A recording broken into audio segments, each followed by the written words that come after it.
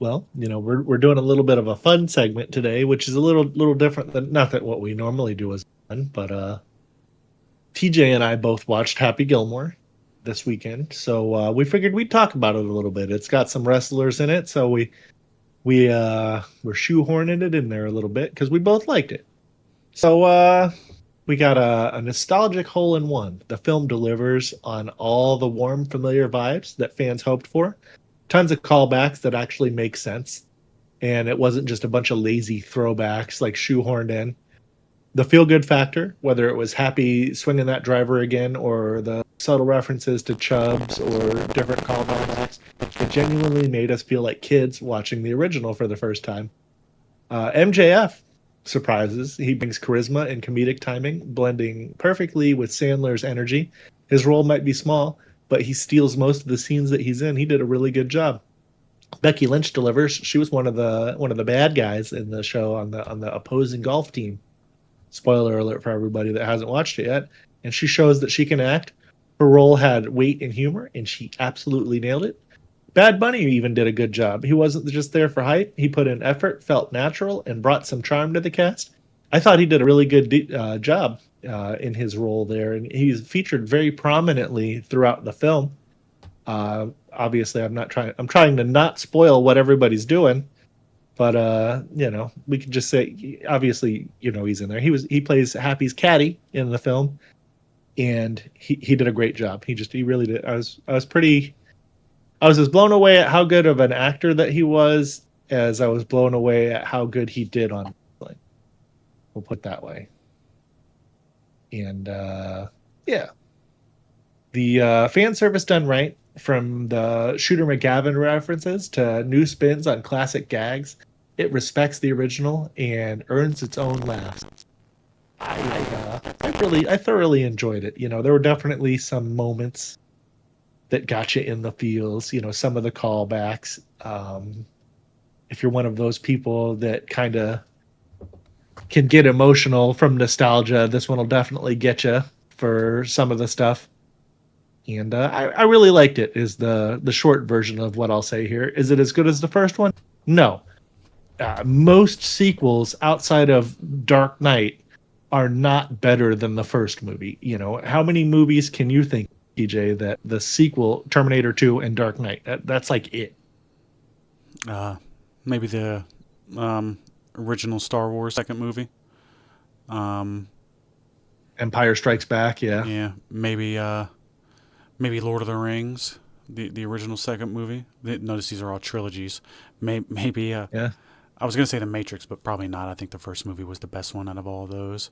Yeah. Just trying to think. The point is there's not a lot of them. Yeah, video games, it goes that way too usually. Yep.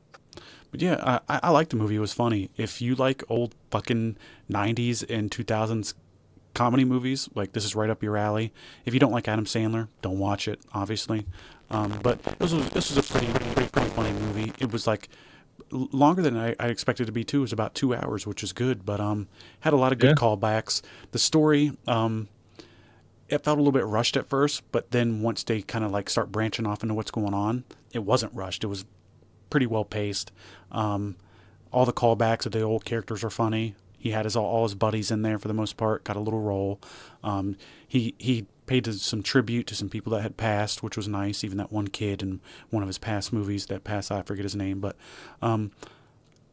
I mean, I love these kind of movies, so I may be somewhat biased, but I'd probably give this one like a 4 out of 5 or something. I really enjoyed this movie. Maybe like a 3.5 out of 5. But 3.5 is what I was thinking. Yeah. I mean, yeah, obviously no movie is perfect, but yeah, it did a really good job. And like all of the movies that we named where the sequels were really good are not comedy movies.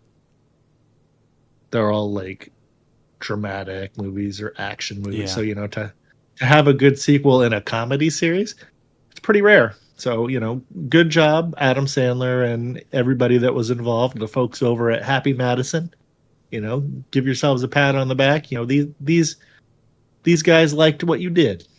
yeah, for sure. And I've seen a lot of people not liking the movie. I've seen a lot of people liking it. I guess it was always going to have mixed stuff. MJF did great. Becky Lynch did great. Like you said, Bad Bunny did good. We don't want to spoil anything for anybody, but check it out. It's good. If you got Netflix, you most likely do because you're watching Raw on it. So just watch it. It's some good stuff. We'll just leave it on that. And I thought it was pretty cool how Shooter came out and him and never mind. I just thought it was kind of cool what they did with him. Yes. He was very good in that movie. Yeah, because you thought maybe he was going to end up being a certain way, and it turns out that he went the exact opposite and did something that you would not expect. We got swerved, to use some wrestling terms. Yeah, it's funny, and then that one guy's breath stinking real bad.